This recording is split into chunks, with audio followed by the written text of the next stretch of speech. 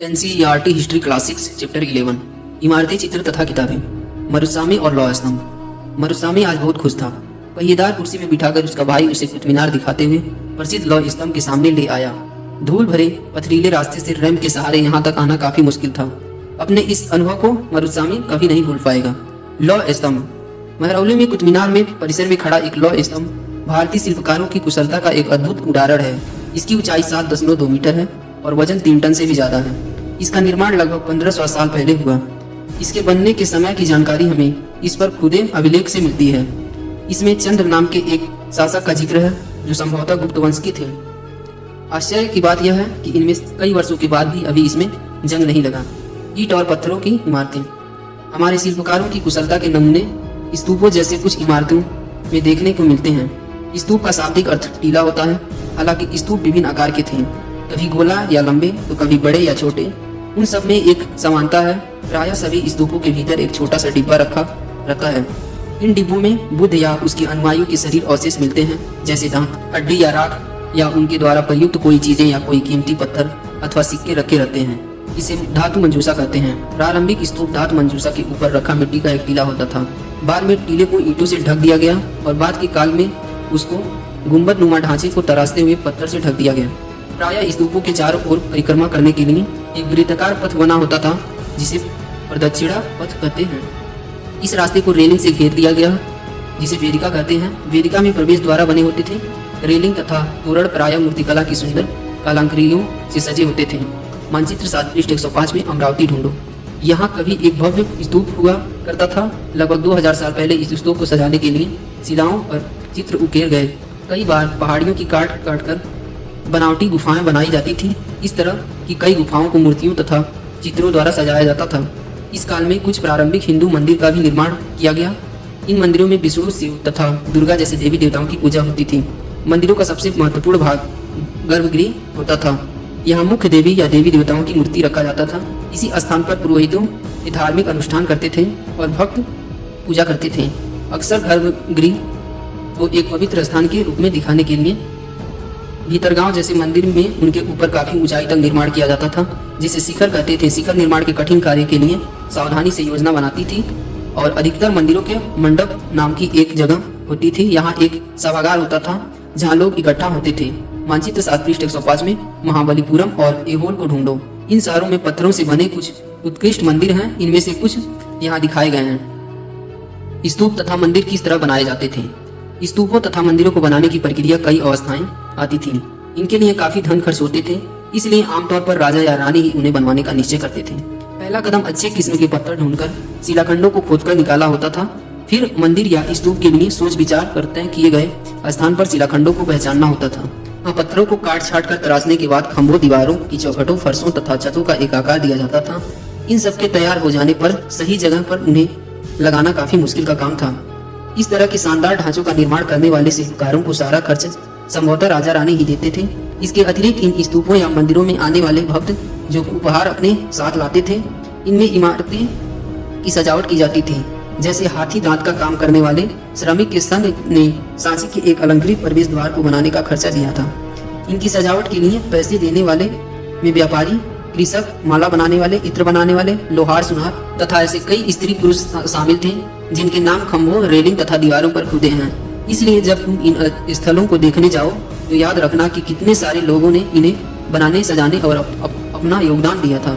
अध्याय 8 में पृष्ठ 83 पर दिए गए चित्र की तरह तुम भी मंदिर, स्तूप का निर्माण के दौरान आने वाले विभिन्न चरणों का चित्र बनाओ। चित्रकला। मानचित्र 7 में अजंता को ढूंढो। यह वह जगह है जहाँ की पहाड़ों में सैकड़ों सालों के दौरान कई गुफाएं खोदी गईं। इनमें ज्यादातर बौद्ध भिक्षुओं के लिए बनाए गए विहार थे। इनमें से कुछ को चित्र द्वारा सजाया गया था। यहाँ इनके कुछ उदाहरण दिए गए हैं।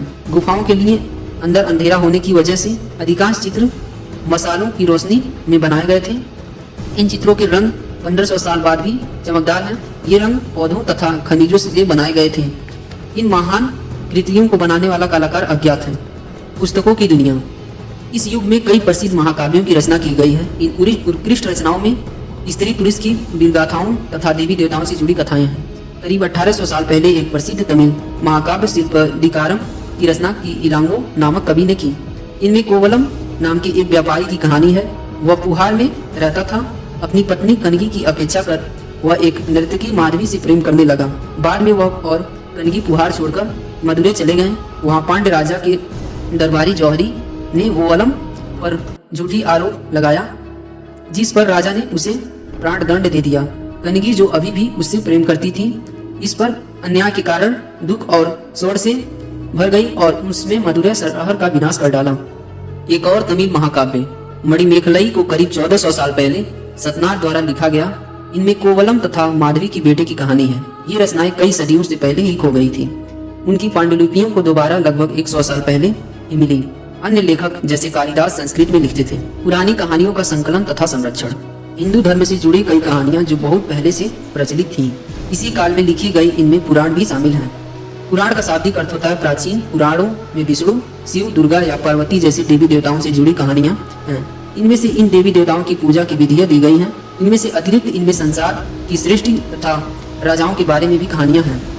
अधिकतर पुराण सरल संस्कृत श्लोक में लिखे गए हैं, जिसमें सब उन्हें सुन और समझ सकें। स्त्री तथा शूद्र जिन्हें वेद पढ़ने की अनुमति नहीं थी, वे भी इसे सुन सकते थे। पुराणों का पाठ पुजारी मंदिरों में किया करते थे, जिसे लोग सुनते थे। दो संस्कृत महाकाव्य महाभारत और रामायण लंबे अरसे से लोकप्रिय रहे हैं। तुम में से भी कुछ बच्चे इन कहानियों से परिचित होंगे।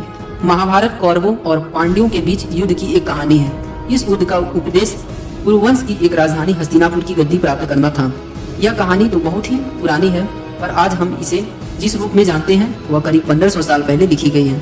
माना जाता है कि पुराणों और महाभारतों दोनों का ही व्यास नाम के एक ऋषि ने संकलन किया था।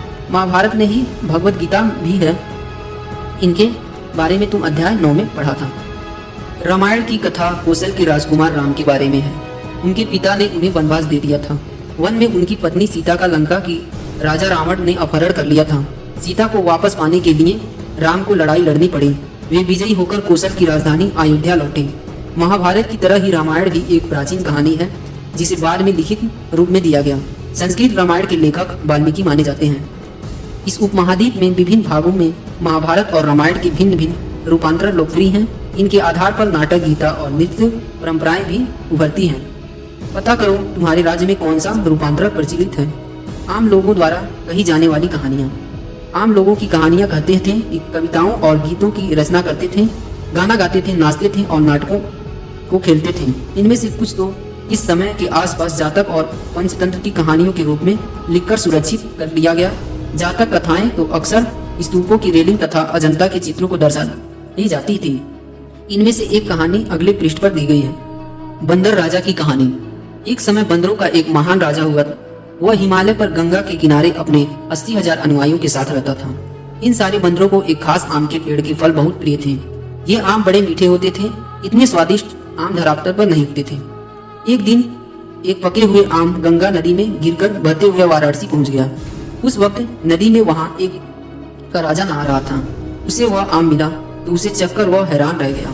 अपने अपने राज्यों के जंगलों को देखभाल करने वाले से पूछा कि क्या ये आम के पेड़ को ढूंढ सकते हैं या नहीं। वे राजा जो हिमालय की पहाड़ी पर ले गए थे। वहां पहुंचकर राजा तथा उनके दरबारियों में खूब आम खाए। रात में राजा ने देखा कि बंदर भी पके आमों का मजा ले रहे थे। राजा को यह बात बुरी लगी और उसने उन्हें मार डालने की फैसला की। बंदरों के राजा ने अपनी प्रजा को बचाने के लिए योजना बनाई।